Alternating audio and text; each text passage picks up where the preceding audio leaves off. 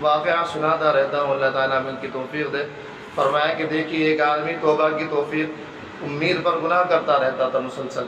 کہنے لگے میرا چشمدید واقعہ ہے، مختصر سناؤں گا کیونکہ آپ حضرات سن چکے ہیں کئی مرتبہ۔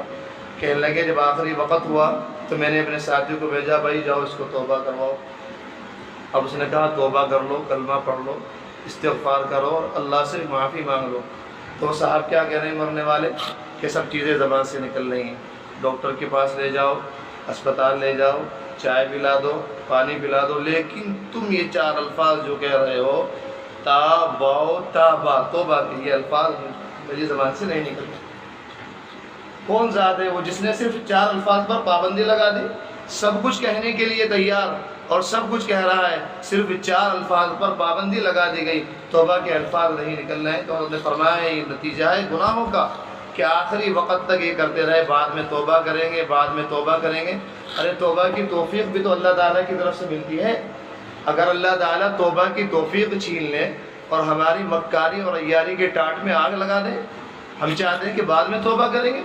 اگر اللہ تعالیٰ نے توبہ کی توفیق چھین لی اور ہماری مکاری اور عیاشی اور بدماشی کے ٹاٹ میں آگ لگا دی، پھر کیا ہوگا کہ لو ہم تمہارے سے توبہ کی توفیق ہی چھین لیتے ہیں، اب تمہاری زبان پر ہمارا کلمہ جاری ہی نہیں ہوگا۔ حضرت علی رحمۃ اللہ علیہ لکھتے ہیں جزاء الاعمال وغیرہ میں کہ بعض مرتبہ ایسا ہوتا ہے کہ گنہگاروں کی زبان پر اللہ تعالیٰ فالج ڈال دیتے ہیں کہ تاکہ کلمہ اور استغفار نہ کر سکیں۔ تو گناہ اتنی خطرناک چیز ہے کہ بندے کو اللہ سے دور کر دیتی ہے۔ تو یہ رمضان المبارک کا مہینہ ہے کہ آدمی اس میں گناہوں سے بچے۔ اللہ تعالیٰ ہم سب کو گناہوں سے بچنے کی توفیق عطا فرمائے۔ مشق کر لیجئے جان کی بازی لگا کر۔ میرے دوستوں کب تک میں بولتا رہوں گا، کب تک آپ سنتے رہیں گے؟ آخر کوئی تو حد ہوتی ہے، میرے بولنے کی حد ہوتی ہے، آپ کے سننے کی حد ہوتی ہے۔ جتنی جلدی اللہ والے بن جائیں گے انشاءاللہ آپ ہمیں دعا دیں گے۔ اللہ تعالیٰ ہمیں اس منحوس زندگی سے نجات عطا فرمائے۔ گناہوں بری زندگی کوئی زندگی ہے؟ ذرا اللہ تعالیٰ کے قریب جا کر دیکھیے، اللہ تعالیٰ کی محبت کا قرب اور اس کی لذت ذرا چکھ کر دیکھیے، پھر اللہ تعالیٰ کیا نصیب فرمائیں گے۔ دیکھا نہیں آپ کو اللہ والے کسی کی طرف نگاہ نہیں اٹھاتے، کسی کے خلاف زبان نہیں کھولتے، بالکل صرف اللہ کی مستی میں مست ہے۔ کیوں؟ کیونکہ اللہ تعالیٰ ان کو ایسی شراب پلا رہے ہیں اپنی محبت کی جو ازلی بھی ہے، ابدی بھی ہے، یعنی ہمیشہ سے ہمیشہ رہے گی۔ جنت کو اللہ تعالیٰ نے پیدا تو کیا لیکن بعد میں پیدا کیا، شروع سے نہیں تھی۔ ہمارے فرمایا کرتے ہیں جنت کو اللہ تعالیٰ نے بعد میں پیدا کیا، شروع سے نہیں تھی۔ تو جنت ابدی تو ہے کہ ہمیشہ ہمیشہ رہے گی، لیکن ازلی نہیں، یعنی شروع سے نہیں ہے۔ بھائی جنت تو ایک چھٹیل میدان ہے، میدان ہے، آپ دعا کریں، استغفار کریں، تسبیح پڑھیں تو وہاں درخت لگتے رہتے ہیں، مکانات بنتے رہتے ہیں۔ تو فرمایا کہ جنت میں جب اتنی لذت ہوگی کہ جب اللہ تعالیٰ کا دیدار ہوگا تو سب کو بھول جائیں گے۔ پھر فرمایا کہ اب آئیے دنیا کی طرف، جنت کی شراب تو صرف ابدی ہے کہ ہمیشہ ہمیشہ رہے گی، اس میں اتنی لذت ہے۔ اور فرمایا اللہ کی محبت ازلی بھی ہے، شروع سے ہے، ابدی بھی ہے، شروع سے ہے، آخر تک رہے گی۔ تو لہٰذا جب اللہ تعالیٰ کسی کو اپنی محبت دے دیتے ہیں تو وہ دنیا کی طرف توجہ نہیں کرتا، کیونکہ دنیا کی شراب محبت نہ ازلی ہے نہ ابدی، نہ شروع سے تھی نہ بعد میں رہے گی، چند لمحوں میں ختم ہو جائے گی۔ تو اللہ تعالیٰ جس کو اپنی محبت نصیب فرما دیتے ہیں وہ دنیا کی طرف بالکل توجہ نہیں کرتا، ہر وقت اللہ کی محبت میں، ہر وقت اللہ تعالیٰ کے عشق میں گھلتا رہتا ہے۔ جلال الدین رومی رحمۃ اللہ علیہ فرماتے ہیں، اے لوگو تمہیں کیا معلوم سجدے کا مزہ؟ تمہیں تو صرف گننے ہیں 3 مرتبہ سبحان ربی الاعلیٰ، سبحان ربی الاعلیٰ، سبحان ربی الاعلیٰ، اس کے علاوہ کچھ نہیں پتا، اس کے علاوہ کچھ نہیں پتا کہ سبحان ربی الاعلیٰ کس انداز سے کہنا چاہیے، کس طرف کے ساتھ کہنا چاہیے، میرا سر کس ذات کے سامنے ہے۔ جلال الدین رومی رحمۃ اللہ علیہ فرماتے ہیں میرے سے پوچھو سجدے کا مزہ، فرماتے ہیں لے کے ذوق سجدہ پیش خدا خوش ترایت الصد ادوسد ملکت ترا کے لوگوں، اگر تمہیں ایک سجدے کی لذت اللہ جل جلالہ ایک سجدے کا مزہ دے دے تو ساری دنیا کی سلطنتوں کو تم لات مار دو گے، اتنا مزہ اللہ تعالیٰ تمہیں دیں گے، لیکن شرط یہ ہے کہ مزہ ملے تو صحیح۔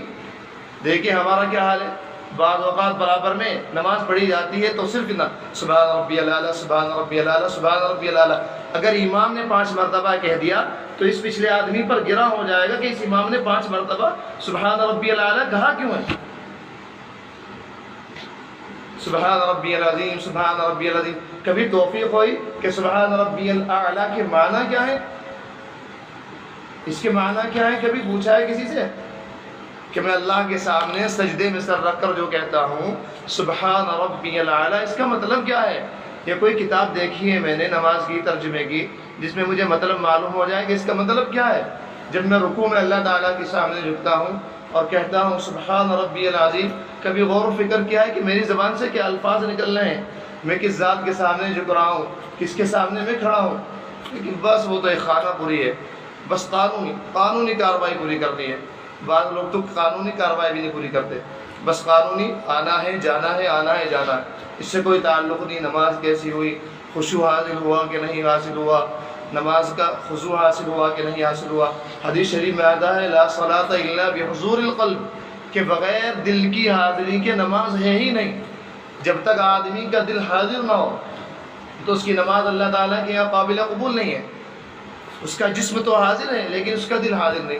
ہمارے ثانی رحمۃ اللہ علیہ نے فرمایا کہ صرف آدمی اتنا کر لے نماز میں حاضری کے لیے کہ الحمد جو بھی صورت پڑھے اس کو سوچ کے پڑھے، اپنے یاد سے نہ پڑھے۔ یہ بالکل آسان نسخہ ہے نماز میں بھرپور توجہ رکھنے کا۔ ہم نے خوب آزمایا ہے، تجربہ کیا ہے کہ اب الحمد کی صورت اب شروع الحمدللہ رب العالمین، تو آگے کے آیت اپنی یاد سے نہ پڑھیں بلکہ یہ سوچیں اس کے بعد کیا ہے، اس کے بعد الرحمن الرحیم، اس کے بعد کیا ہے مالک یوم الدین۔ دیکھیں پوری نماز انشاءاللہ اللہ تعالیٰ کے حضور میں گزر جائے گی، کیونکہ جب آپ سوچتے ہی رہیں گے اس کے بعد کیا ہے، اس کے بعد کیا ہے، اس کے بعد کیا ہے، تو نماز سے باہر رہیں گے کہاں، وساوس کہاں آئیں گے، خیالات کہاں آئیں گے۔ تو یہ رمضان المبارک کا مہینہ ہر اعتبار سے ہمارے ہر عمل میں ترقی ہونی چاہیے، نماز کی حضوری میں، خشوع میں، تعلق مع اللہ میں، ہر اعتبار سے ہماری ترقی ہونی چاہیے۔